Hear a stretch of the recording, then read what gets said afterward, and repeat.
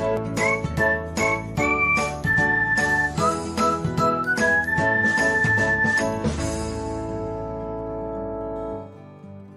everyone, welcome back to another episode of Technologyglance.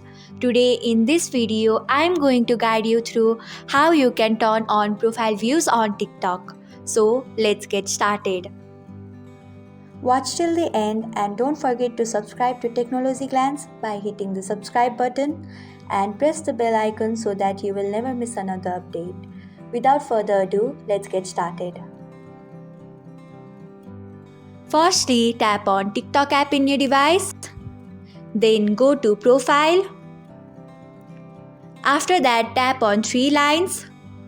Next, tap on Settings and Privacy. And tap on Privacy. Then scroll down a little bit. Next, tap on Profile Views. After that, tap on Profile View History. So this is how you can turn on profile view on TikTok. Thanks for watching. If you found this guide helpful, we would love it if you hit the thumbs up button below.